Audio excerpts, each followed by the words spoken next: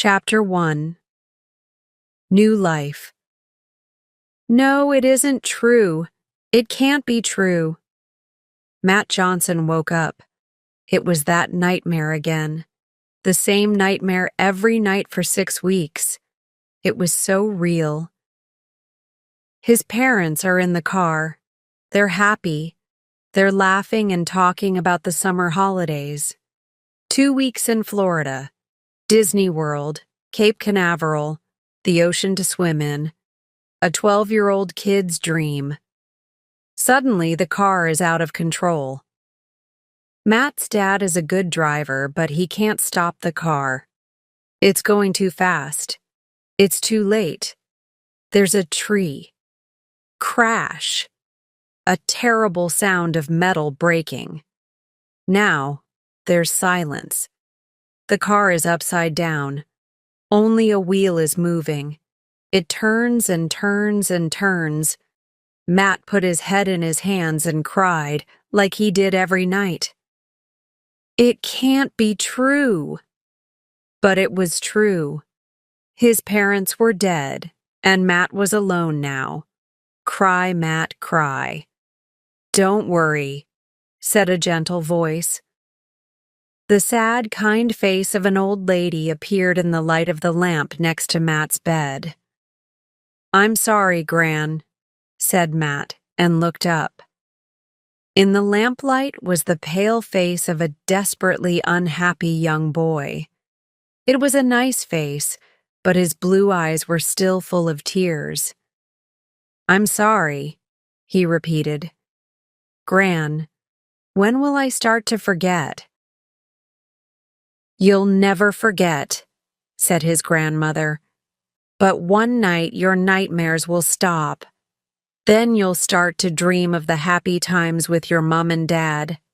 Happy memories never die. Matt's grandmother smiled. She was a wise old woman and the ideal person to help Matt at this difficult time. Let's go into the kitchen for some hot milk. Matt got out of bed. He was quite tall for his age and already looked down on his little grandmother. She was small, but she had a big heart. It was difficult for her, too. Jane, her daughter, was dead, and Philip, Jane's husband and Matt's father, too. But now there was Matt to take care of. Matt was her world now. Will you like living here? She asked him as they drank their milk. I don't know, answered Matt, tired and sad. It's so different. I liked Newbridge very much. It was a nice city, not too big, and the people in the north are kind and friendly. I had a lot of friends. Greenwood's okay, but it's a very quiet suburb, and it's difficult to get to the center of London from here. I haven't got any friends here except you, Gran, and there's no Newbridge United and no swimming club. Poor Matt. You'll see. Things will change. There are a lot of football teams in London. There's a swimming pool near here. And of course you'll make friends. You'll see. But now, Matt, it's time to go back to bed. Tomorrow's a big day. Your first day at your new school. Chapter 2. A new school? Greenwood Middle School or Greenwood Prison? It was 8:45, and Matt was outside the school gate. The gate was closed, but through the iron bars, he could see the school. It was a big, old, austere building made of gray stone. There were 2 floors with windows with iron bars. On the ground floor, there were 3 entrances with doors made of wood. Over the central door was the school motto in big black letters. It was in Latin. Fugerit aetas, carpe diem, read Matt. Time flies. Live for the day. Above the door on the left was the word boys, and over the door on the right, the word girls. Matt smiled. That's stupid. thought Matt. Boys and girls have to go in different doors. Matt stopped smiling when he looked around. A lot of children were now outside the iron gate, all dressed identically. The school uniform. Now he remembered. At Greenwood, school uniform was obligatory. Matt, in his blue jeans, black trainers, and red Newbridge United football shirt, felt very out of place. All the other children were wearing their green wool blazers, the boys with black trousers and a white cotton shirt, the girls with dark skirts and white blouses. Then Matt noticed the green and gold school ties. They wear ties to school, too, he thought. Oh no, this place is really behind the times. He felt hundreds of eyes on him. He wanted to go home, but it was too late. The gate was open. The bell rang, and the children started to go in, all talking and laughing. They were happy to see their friends again. Matt was very unhappy. He felt very lonely. Boy, Matt heard an angry adult voice. He looked around. Yes, you boy. Where is your uniform? Matt saw a short, thin man with an angry red face. I'm sorry, sir, he said. It's my first day. The man, obviously a teacher, looked at him carefully. From your clothes and your accent, you must be Johnson, the new boy from the north. Yes, sir. Matt Johnson, replied Matt. Johnson at this school, the man continued. We use surnames here, and I'm Mr. Briggs. Did your parents forget your uniform? Matt was hurt, but replied, My parents are dead, sir. Oh, yes. Now I remember that accident. It was in the newspapers. Your father was that famous lawyer. Well, I hope you'll buy a uniform as soon as possible. And Mr. Briggs went away. Matt was devastated. He didn't have the right clothes or the right accent, and his dad, a hero for a lot of people, now seemed an inconvenience. He felt terrible. He wanted to go back to Newbridge. Be careful, said a girl's voice. Matt turned and saw a pretty blonde girl smiling at him. You can't go in here, she continued. This is the girls' entrance. Mr. Briggs will shout at you again. Thanks, said Matt. Hey, what's your name? But the girl was already inside. Chapter 3. A Bully. After a disastrous first day at school, Matt was very unhappy. What's the problem? Asked his gran. Nobody talked to me. The teachers were horrible and the lessons were boring, he answered. I'm going to watch TV. His gran smiled kindly and said, Things will change, Matt. That night, Matt didn't have his nightmare. He dreamt of the blonde girl. She was the only reason to go back to school. The next day, Matt went by bike to school. It was a sunny day, and the birds sang happily. He arrived early. Perhaps today will be better, he thought. He put his bike in the bicycle shed and walked towards the boys' entrance. Near the girls' entrance, he saw the blonde girl from yesterday, talking to a tall boy. Matt looked at the blonde girl. She had the same green eyes and pretty, round face he remembered from his dream. He thought, she looks really nice, and she spoke to me yesterday. I'm going to say hello. As he came near, he saw the girl looking angrily at the boy. He heard her saying, No, I don't want to watch your silly football match. Leave me alone. She went towards the entrance, but the boy stopped her. Don't be stupid. You must come with me. It's an important match, and I'm the captain. And I want you there to support my team, he said, catching her arm. The girl pulled away. Don't touch me.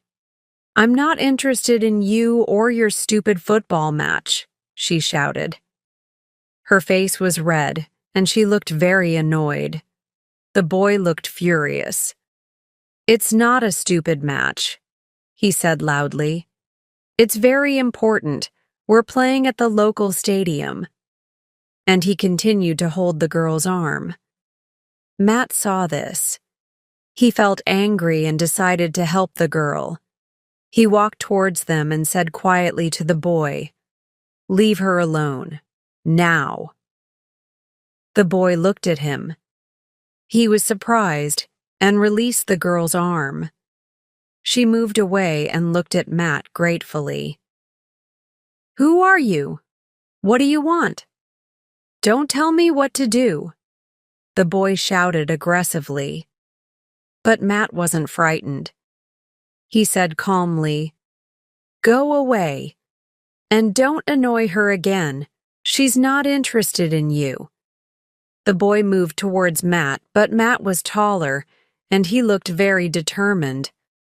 The bully stopped. You'll pay for this. I promise, he shouted threateningly. Matt didn't react. The boy turned and looked at the girl. I won't forget, he said and walked away. The girl looked at Matt and smiled warmly. Thank you for your help. He's a horrible pest, and he always annoys me. This time he was really angry, she said. Matt smiled too. No problem. Perhaps he will leave you alone now. I hope so. Thanks again. What's your name? She asked. Chapter 4. A New Friend. My name's Matt Johnson. You spoke to me yesterday, he said. Yes, I remember. My name's Linda Chapman. So, you're new here? She asked. Yes, yesterday was my first day at this school, he replied. I like your accent. Where are you from? Asked Linda. I'm from Newbridge, said Matt. But now I live here. When did you arrive? Linda asked. Well, about a month ago, during the summer holidays. I see, said Linda. Why did your family decide to move to London? It must be nice to live in the north of England. Matt looked embarrassed. Well, I live with my gran now because my parents died in an accident 6 weeks ago. Gran is my only relative. I haven't got any brothers or sisters. Linda looked sympathetic. Oh, I'm so sorry. It must be terrible to lose your parents. She stopped for a moment, looking for the right words. I know it's not the same, but my parents divorced recently. Now I only see my dad at the weekend and my mom is a different person. She's always sad. I hate it. Matt saw her green eyes become shiny with tears. He wanted to see Linda happy again. He decided to change the subject. What do you do after school? Do you like sports? He asked. Linda smiled. Well, I like swimming. Do you? Me too. I love it. And I like football too. You don't, do you? I heard you say that to Briggs. Oh, said Linda. I like football if Briggs isn't there. They laughed. Time seemed to stop while they chatted about their interests. My favorite hobby is playing on the computer, said Linda. I love surfing on the internet. I spend hours sending emails to my pen pals in France and Italy, and I like looking for interesting information for my school projects. That's great, said Matt. I like computers too, but I haven't got one. Well, said Linda, you can come to my house one day to use my computer if you want. Thanks, Linda, that's great, replied Matt. He looked at Linda, suddenly feeling shy. Linda looked at her watch. "Oh, it's nearly 9 o'clock. Our lessons start soon," she said. "Okay, let's go," said Matt. "Boys' entrance, don't forget," laughed Linda. "Oh, Matt, where do you live?" "I live in Boswell Street," said Matt.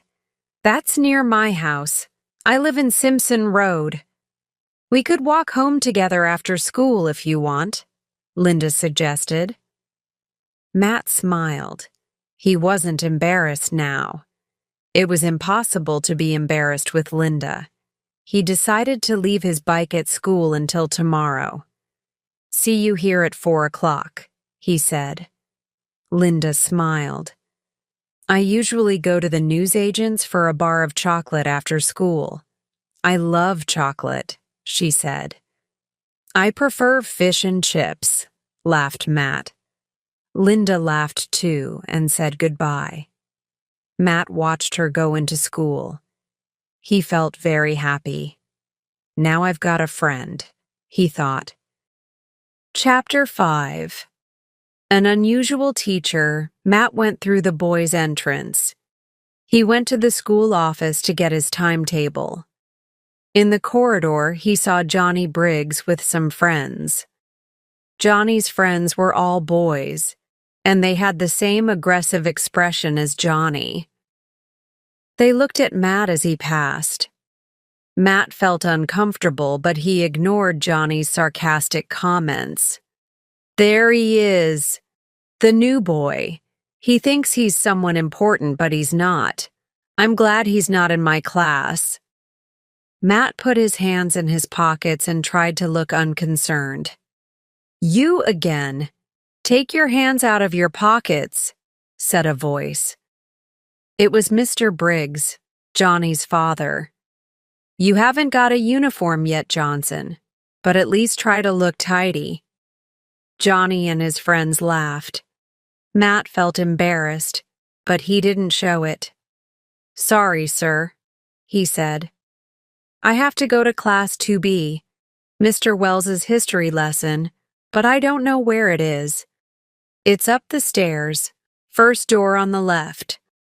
Lessons start in 2 minutes, so hurry up," said Mr. Briggs. Matt arrived at the classroom and knocked on the door. "Come in," said a deep voice. Matt walked into the room and asked, "Is this Class 2B?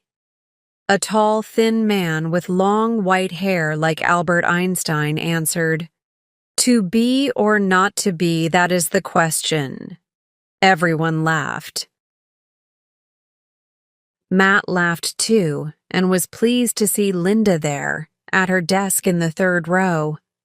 There was an empty place next to her, so Matt sat there. Linda smiled and said, "Welcome to Mr. Wells's history lesson. It's an experience." Linda was right. Mr. Wells was not a typical teacher. He talked very fast, and he gesticulated a lot when he spoke. His lessons were very interesting and fun. No one looked out of the window in Mr. Wells's class. That day, they studied medieval history and the feudal system. Matt was fascinated by the descriptions of life in the Middle Ages. Mr. Wells introduced the class project, a study of medieval castles. "I want everyone to prepare for our visit to Duxbury Castle next month," said Mr. Wells. "It's a perfect example of a medieval castle. You can look for information on medieval castles in general, or Duxbury Castle in particular. If anyone has a computer, they can use the internet to find a lot of information. Tomorrow I'll show you how on my portable computer." "Matt, I've got an idea," said Linda. "You can come to my house on Saturday. We can surf the internet and find material for the project." "Great idea," replied Matt enthusiastically. On Saturday, Matt went to Linda's house. They found lots of interesting information on the internet for their project. Linda's mom was very friendly. She made a delicious lunch, a main course of fish and chips, and chocolate cake for dessert. Chapter 6. The Class Trip. It was the day of the class trip. Matt was very excited. He was keen to see the castle, but the trip had other advantages too. No school for a day, no school uniform, no school lunch, no Briggs, and all day with Linda. The doorbell rang. "Matt! Linda's here!" "Coming, Gran," said Matt, putting on his denim jacket over a red sweatshirt and jeans. He went downstairs. "Hi, Matt." Linda was wearing a blue tracksuit and trainers. "Have you got your packed lunch?" she asked. "Here it is, Matt," said his gran, giving him a plastic box. "Cheese sandwiches, crisps, an apple, and a chocolate biscuit. Buy something to drink at the castle." She gave him £1. "Thanks, Gran. Have a lovely day, you two," his gran smiled. "Thanks, Mrs. Francis," said Linda. "Matt," she continued, "you can put your lunchbox in my rucksack." "Thanks. Okay, let's go. We mustn't miss the bus." Duxbury Castle was an hour from Greenwood. The hour passed quickly, talking, listening to the radio, and watching the London suburbs become beautiful open countryside.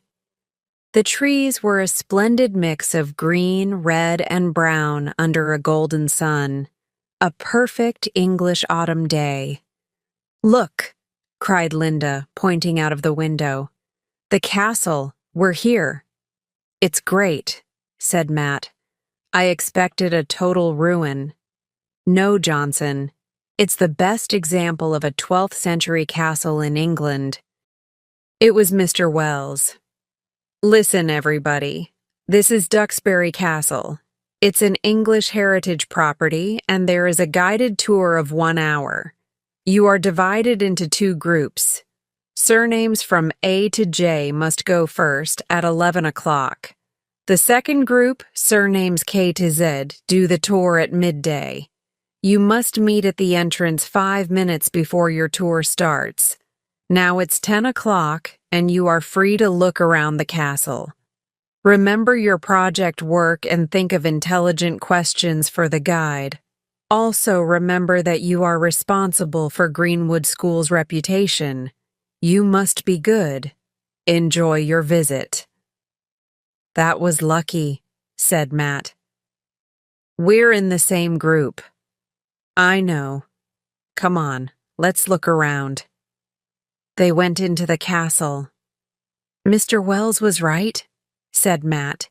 "It is in good condition. Yes, if you close your eyes, you feel you're in the Middle Ages. I can imagine the castle full of brave knights and beautiful ladies," said Linda dreamily. Matt smiled. "You read too many fairy tales." "Oh, Matt, I can dream, can't I? Come on, it's time for our tour." They started to run towards the entrance. "Matt! Linda! I know you're enthusiastic, but you mustn't run." It was Mr. Wells again. "Sorry," they said together. "I'll see you later." He smiled. Matt noticed that he had his portable computer in its case. "Matt," said Linda, "did you hear? He called us with our first names." "Yes, that's strange. And why has he got his computer?" "Who knows?" laughed Linda. "I'm more interested in the mysteries of Duxbury Castle than the mysteries of Mr. Wells." Chapter 7. The Castle Tour. "Good morning, boys and girls. Welcome to Duxbury Castle." The guide was a jovial, rotund man with a large white mustache. "Before I start, any questions?" Matt put up his hand. "Yes, sir." "Why is it called Duxbury Castle?" "A good question. Well, The castle is near the village of Duxbury. Near the village, there's a large pond, which is the favorite home of a variety of ducks. So, that's Duxbury, the village of the ducks. In fact, Duxbury Castle used water from the pond for washing, cooking, drinking, and filling its moat. Many castles had ditches around them without water, but a ditch with water, a moat, was better for defending the castle. You can see the moat is dry now. Once there was a wooden drawbridge over the moat. They raised this to stop intruders. Now we're at the main gate. Once there were 2 stone towers, the gatehouses. Between these was an enormous gate with iron bars, the portcullis. Now let's go inside the castle. The walls were stone and 10 meters high. There were turrets and ramparts like those. He pointed to an intact section.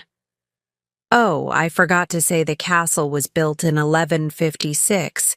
It functioned as a fortress and a home for 5 centuries. The lord of the manor lived in the keep, a big stone building and the strongest part of the castle. The manor was the distribution and cultivation of the land. The peasants from the village did the work, but the land was the lord's. The open space inside the castle was the bailey, with a well and stables. Now, any other questions? Stubbs, the class joker, put up his hand. Where are the toilets? The guide laughed. In the keep, there were small rooms over the moat with a hole in the floor. But if you need to go, they're near the drinks kiosk. Matt and Linda both had questions, but Mr. Wells appeared behind them. Listen, he said urgently. I'm accompanying the other group. Can you take care of my computer? He gave it to Matt before they could answer. He was very nervous. Thanks, kids. See you later. He's strange, said Matt. Very strange today, answered Linda. Anyway, the tour is finished. Let's go to the kiosk. You can buy a drink and I'll buy some chocolate. Linda went towards the kiosk, but Matt was transfixed. A strange noise came from the computer case, an insistent beep. He ran after Linda. I bought you a Coke and some chocolate. She stopped when she saw Matt's face. Listen, he said. It's getting louder. Open it, said Linda excitedly. Here, behind the kiosk, nobody can see us. Matt opened the case, and the beep stopped. An alarm? He asked. No, Matt. Look at the screen. There was the image of an hourglass rotating quickly, and the words, "Press enter to continue," flashed blue and red. And now, said Matt. Linda pressed the enter button. Nothing. A Mr. Wells joke, they thought, before an intense white light exploded from the computer and they disappeared. Chapter 8. Where Our Matt was the first to wake up. What a strange dream, he thought. He stood up and looked around. Where am I? And Linda? I was with Linda. Where is she? It was dark, but now he began to distinguish his surroundings. He was in the open air. There was a cool breeze, and he heard the noise of sleeping animals.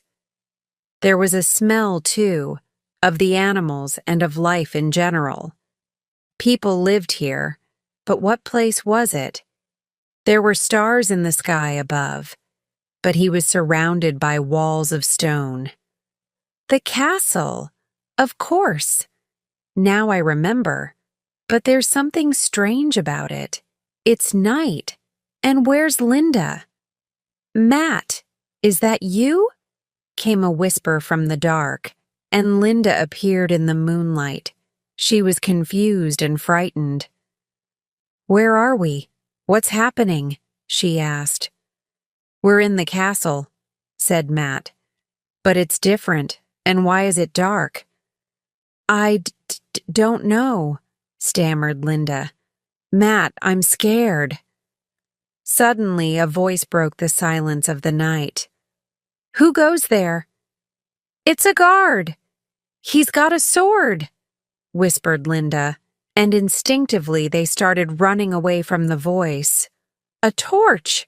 A torch! Wake up, intruders! The voice shouted, and immediately the castle was full of flaming torches, making grotesque shadows on the walls. In the torchlight, Matt and Linda saw that the walls of the castle were intact. It wasn't a ruin. These people weren't English heritage guides, but there wasn't time to think. Run, Linda! Run faster! Yelled Matt. Where are we going? Cried Linda. Out of here! Come on! But a guard caught Linda. Matt, don't stop! Run, run! She shouted. Matt wanted to stop to help Linda, but in front of him there was another guard. He had a torch in one hand and a sword in the other. Matt ran up a staircase, up, and onto the ramparts. He noticed as he went that the castle was all perfectly intact, but now he was trapped. There was a guard on the staircase, and 2 other men with swords were on the ramparts to his left and right. They were all very angry. The game is over, boy, growled the man on the stairs. Oh, no, it isn't, shouted Matt, remembering the tour around the castle. The moat. The castle had a moat. Matt jumped from the ramparts and hoped desperately that his intuition was right. Splash. He hit the muddy water of the moat. The moon reflected on the water broke into 1,000 pieces. Inside the castle, Linda stood petrified between 2 guards with long swords. A tall man with dark, angry eyes and a scar on his right cheek appeared. "And who are you?" said the man, observing her closely. "My lord," a guard said to the man. "Look at her garments. She must be a witch." Chapter 9. A Lord and a Jester. A witch? Possibly, but a witch so fair? The tall man looked at Linda, and she trembled.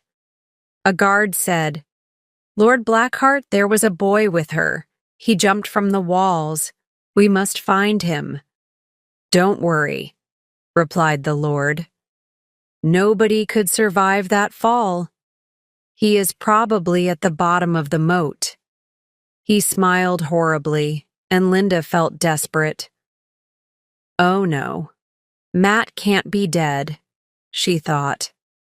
Lord Blackheart continued to look at her. "A very fair maid.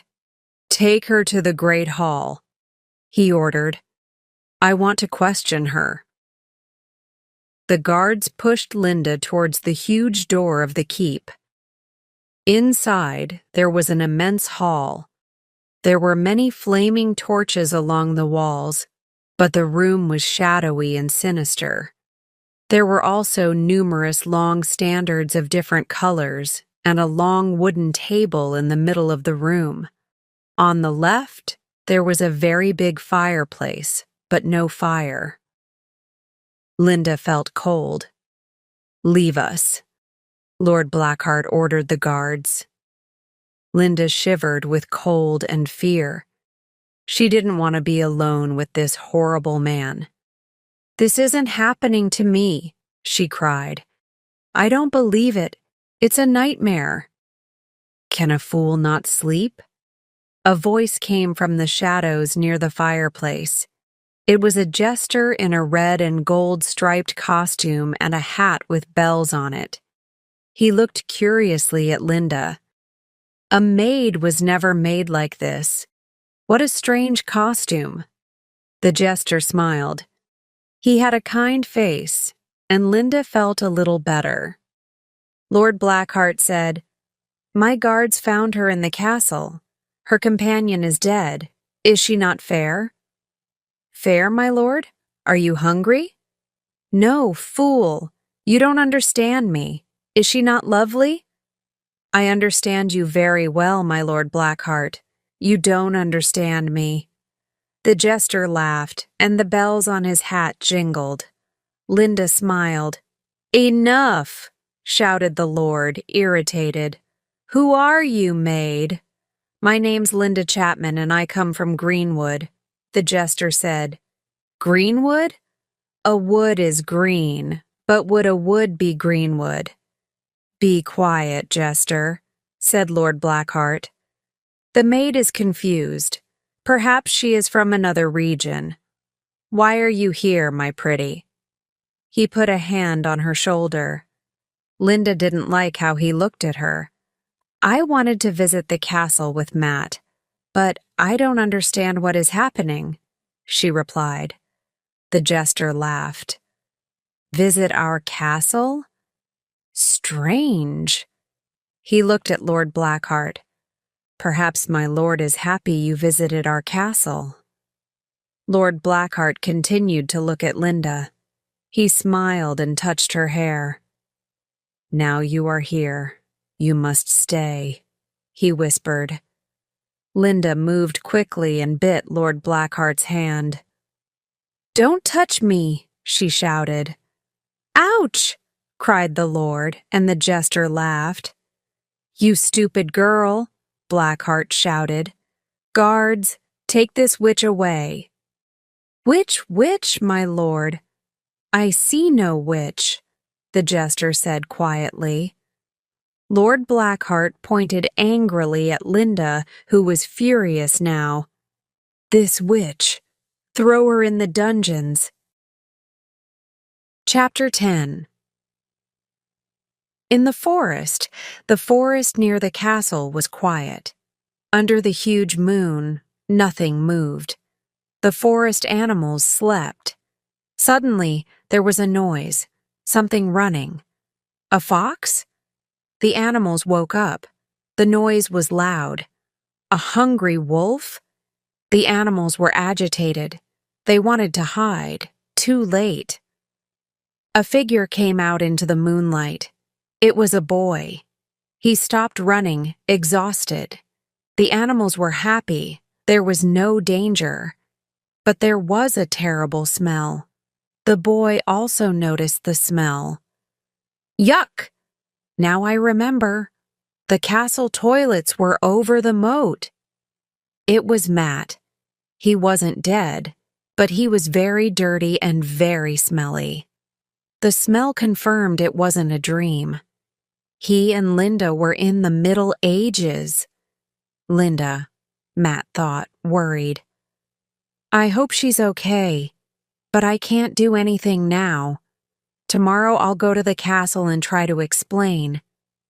Explain what? That we come from the future? The computer. Matt remembered the strange white light from the computer. Mr. Wells's computer. That's why he was so nervous. This was his idea. Matt was very angry with Mr. Wells, but now the computer was more important. We need it if we want to return to the future. It must be in the castle. I have to help Linda and then find the computer. Matt stood up with determination, but he felt tired. I'll sleep until morning. Then I'll go to the castle.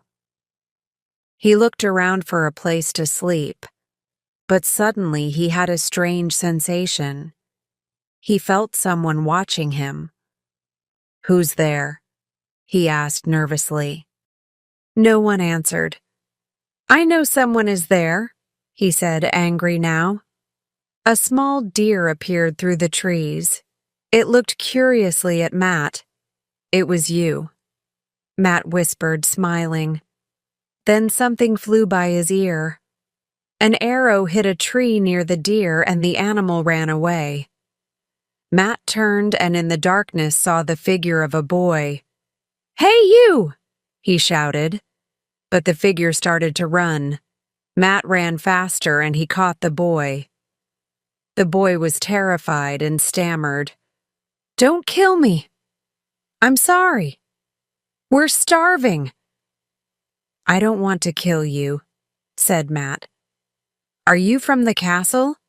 asked the boy. He was a little older than Matt. "No."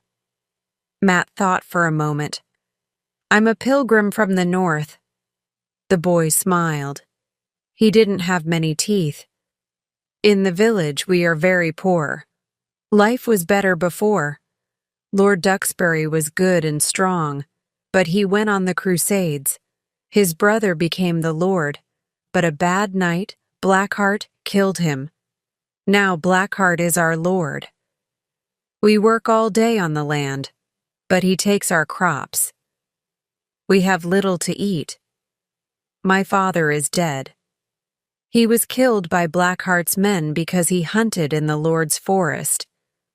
He wanted food for my brothers and sisters. I'm the oldest, so now I hunt at night." He was very thin and had simple, dirty clothes. Matt was sorry for him. But then he looked at his clothes. They were covered in mud, or worse. "Pilgrim," smiled the boy, "you can come to my home for the night. Are you hungry? I'm sorry I didn't catch the deer." "Thanks. You're very kind," said Matt. "And Pilgrim," continued the boy, "tomorrow you can have a bath in the pond. You smell—" Chapter 11. A Medieval Village. "What's your name?" Matt asked the boy. He laughed. "Watt is my name, Pilgrim." They were out of the forest. "This is where we work." There was a big open field, divided into strips. Every strip was for a different crop. "Do you have any animals?" Matt asked. "Yes, some sheep, pigs, and a cow. At night they stay in our cottage." Matt was surprised. "But they don't smell like you, Pilgrim." They crossed the field and came to the village. There was one street of dry mud with a dozen cottages. The cottages were made of wood and had a thatched roof. "This is my cottage," whispered Watt. "Shh. The children are sleeping." "Watt," a girl whispered from the darkness. The voice came from the cottage opposite. "Anne, why aren't you in bed?" asked Watt. "I was worried. Did you catch anything?" asked the girl. "Only a smelly pilgrim." The girl laughed and said good night. "That's Anne," said Watt. "She will be my wife. Are you married?" "No," smiled Matt. He remembered that medieval people married very young. He felt admiration for this boy with the responsibilities of a man. In the cottage it was very dark, but Matt saw there was one long room, divided into two parts. From the other part came the noise and smell of the animals. The air was humid, and smoke from the fire irritated his eyes. "Here's some pottage," said Watt. He offered Matt a wooden bowl of soup. "No spoon, I have to drink it," Matt thought, and drank the tepid mix of vegetables and cereal. He felt better, but he didn't like taking the family's food. "I'm fine," he said when Watt offered more. "Then drink some ale." "My mother makes it." Matt drank some beer from a flask. "Now to bed," said Watt, and got into bed, still dressed. Matt couldn't see much, but moved towards the bed. He started to take off his dirty clothes, but Watt whispered, Tomorrow you can wash. Now sleep. Matt got into the bed, but his legs were too long. He remembered that medieval people were quite short. He also saw that Watt wasn't horizontal in the bed but sat, his back on the pillows. Oh yes, he thought, remembering Mr. Wells's lessons. They were frightened of death. The bed wasn't very comfortable. The mattress was full of straw, and the blanket was rough wool. Something ran over Matt's foot. What was that? Probably a rat, Watt replied. Matt quickly pulled up his legs. Good night, said Watt. Matt was very tired and slept immediately. Strange dreams filled the night. Angry guards, Mr. Wells, rats, computers, and Linda. Then suddenly there was a loud man's voice, people shouting, "A witch! A witch!" Wake up, Pilgrim, someone said, pulling Matt's arm. He slowly opened his eyes. It was morning, and there was great commotion. Matt was astonished to see a lot of children in the bed. He counted 8. They all repeated the same words. A witch. What's happening? Matt asked Watt. A knight came to the village. He said there's a witch in the castle. Linda, Matt thought. What will happen to her? He asked. An ordeal. This morning, in the pond. Few people survive. Chapter 12. At the pond, Linda opened her eyes slowly. It was morning, and there was a pale light in the room. It's time for school, she thought. Then she saw the slimy stone walls and the tiny window, and she remembered. She wasn't at home in Greenwood. She was in the dungeons of Duxbury Castle, on a straw mattress on the floor.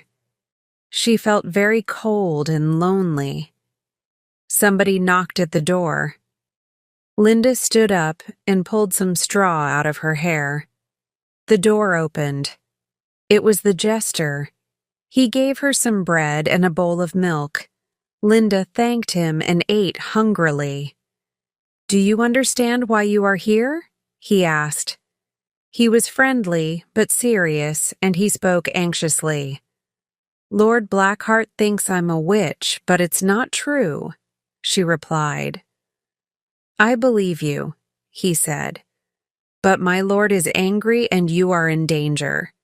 Today he will take you to the village pond for a public ducking. A ducking? Linda was shocked. She remembered ducking from her history lessons. They put people under water for a long time to test their innocence. They often died. But he can't do that to me. I didn't do anything wrong, she cried desperately.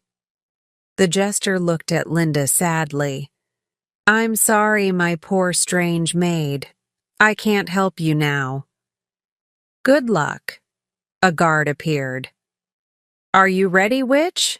The cart is outside, he said. He pushed her up the stairs and into the bailey. Linda saw the cart and horse ready to take her to the village pond. Blackheart was beside the cart. Linda saw his dark, cruel face. He smiled horribly. Now she wasn't frightened, but very angry. The cart moved slowly towards the village. Some peasants walked beside it. One shouted to the cart driver, Is this the witch? She's very young. So perhaps she will survive, laughed the cart driver nastily. Linda shivered, but was determined to be brave. She began to make a plan. I'm a good swimmer. I can try to escape under the water, she thought. Now the cart was in the village street, and Linda saw the poor cottages and the dirty little children with no shoes. I must appear very strange in my tracksuit and trainers, she thought. After the cottages, Linda saw the pond. It was very large, full of reeds and surrounded by grass and trees. Some ducks swam happily on the water. Lord Blackheart was near the water with the guards. They had a long rope and a large sack full of stones. Good day, my pretty. But it is a sad day when a fair maid dies as a witch, he said, laughing cruelly. There were many villagers there, looking curiously at Linda. They talked noisily and pointed at her. Linda looked hopefully for Matt, but he wasn't there.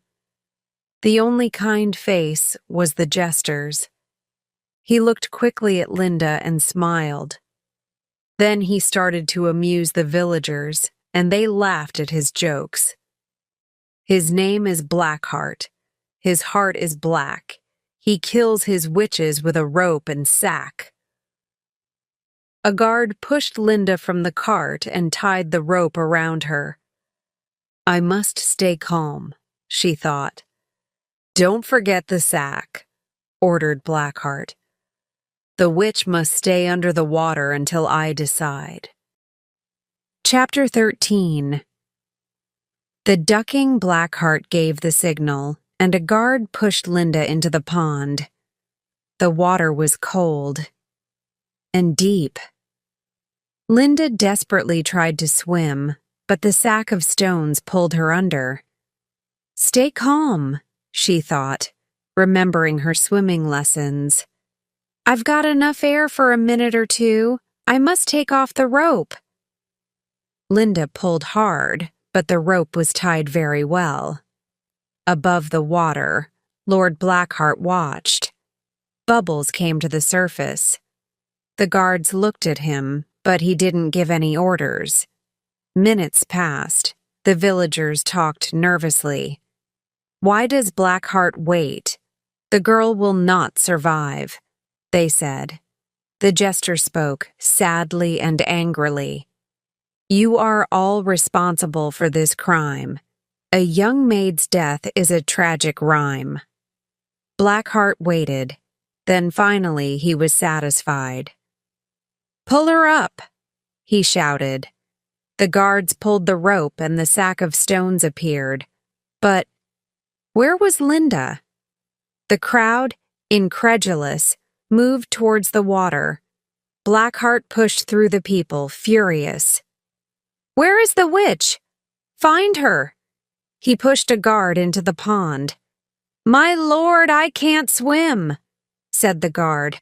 Don't stop, you imbecile! You must find her! Blackheart was hysterical with anger. On the other side of the pond, in the shadow of the trees, two figures emerged silently from the water. Matt and Linda. Nobody saw them running through the forest in the direction of the castle. Matt, stop for a second. I'm exhausted, implored Linda. Okay, Linda, but we don't have much time. Linda sat on the grass. How did you know I was under the water, Matt? A guard announced the ducking in the village this morning. My new friend, Watt, showed me the place and gave me a knife. Then I hid in the long grass beside the pond. When you were under water, I swam to you and cut the rope. I know you're a good swimmer, so it was easy to swim to the other side of the pond. You saved my life, Matt, said Linda, looking at him in admiration. Matt's face became pink. No problem, he said, embarrassed. But now we must find the computer. We need it to go back to the future. I know where it is, smiled Linda. I hid it when we arrived. Great, let's go, said Matt happily.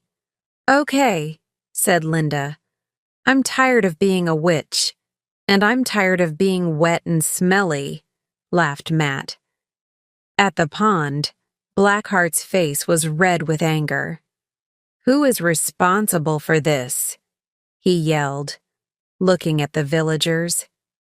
Perhaps she was a real witch, said a voice from the crowd. So she disappeared. Silence, ignorant fools, shouted Blackheart. He pointed his sword at the villagers. Enough, cried Watt.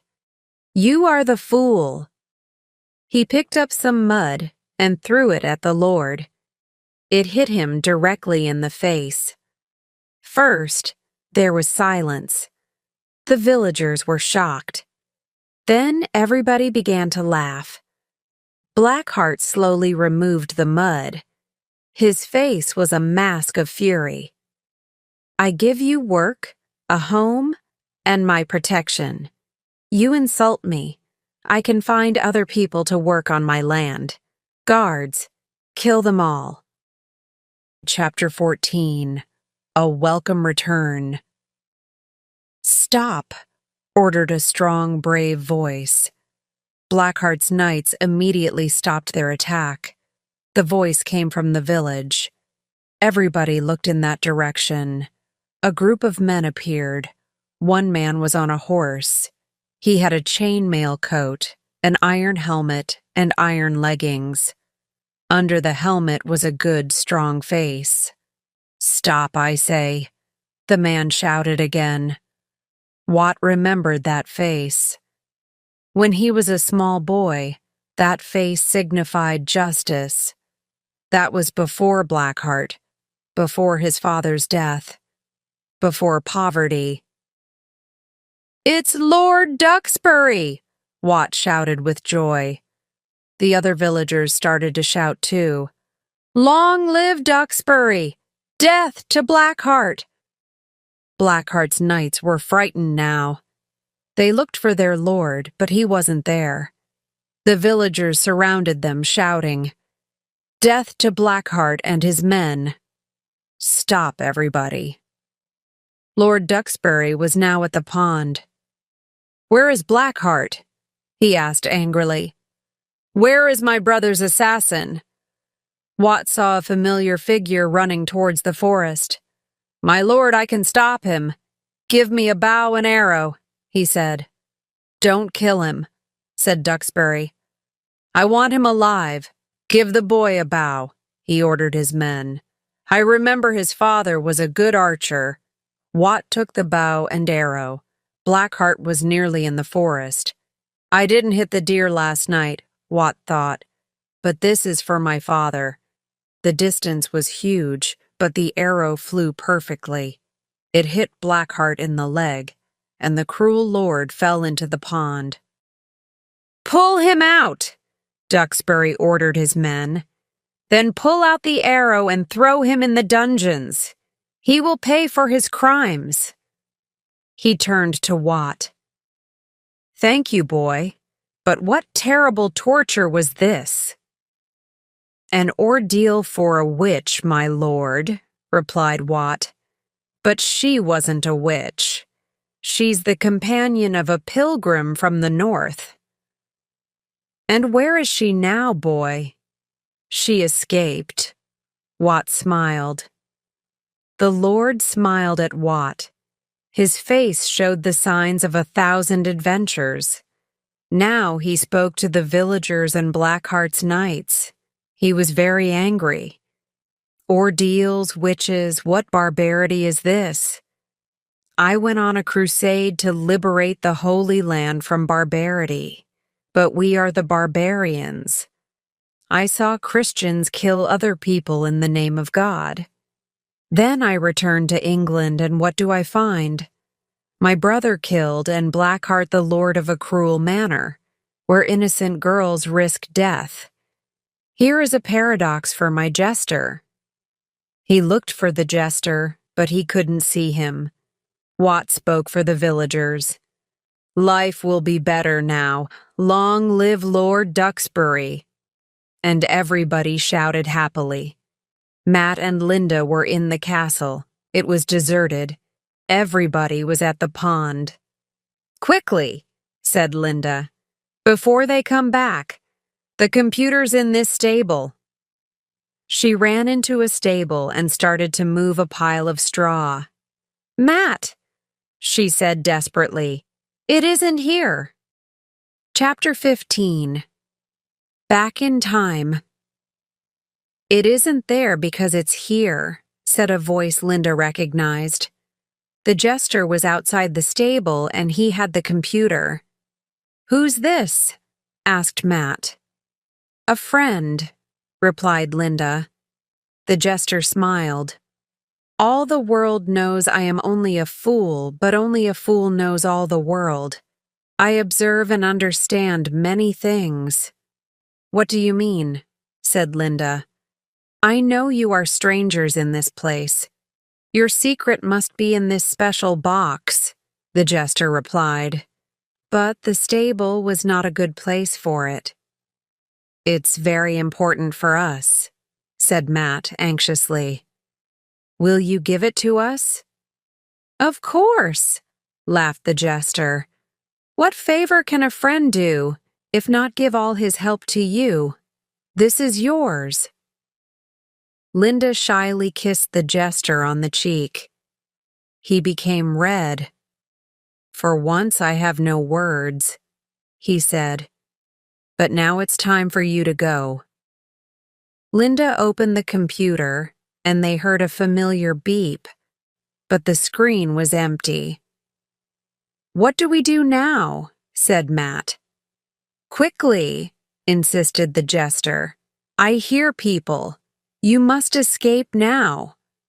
Linda thought for a moment. "Of course. Thank you, jester. Press escape, Matt." Matt pressed the button, and they disappeared in a flash of white light. The jester smiled. "This magic was a joy to see. Goodbye, my friends. Remember me." Linda opened her eyes. Matt was beside her on the grass, slowly waking up. She looked around and was happy and relieved to see the castle ruins.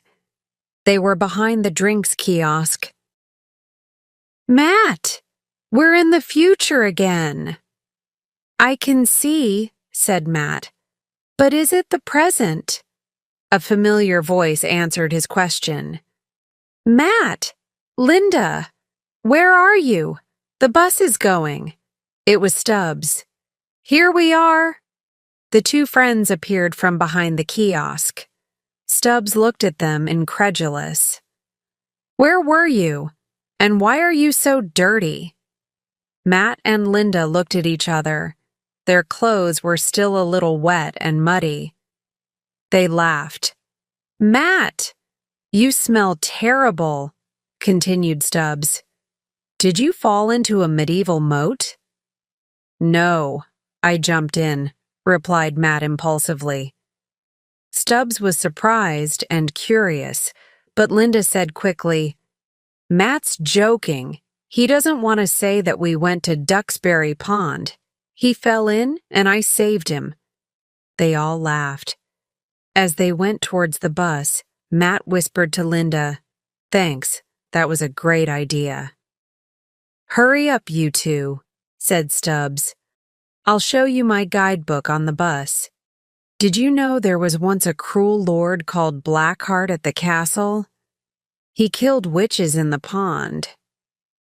"What happened to him?" asked Linda curiously. "He escaped from prison into the forest but was killed by wolves." Stubbs arrived at the bus first. "Look, everybody! Matt and Linda fell in the pond." The class laughed, but Linda and Matt weren't embarrassed. They laughed too. Then Mr. Wells appeared. "Here you are," he said with relief. "I hope you enjoyed your trip." Matt and Linda looked at each other, smiled, and gave him his computer. "It was a little boring," they said together.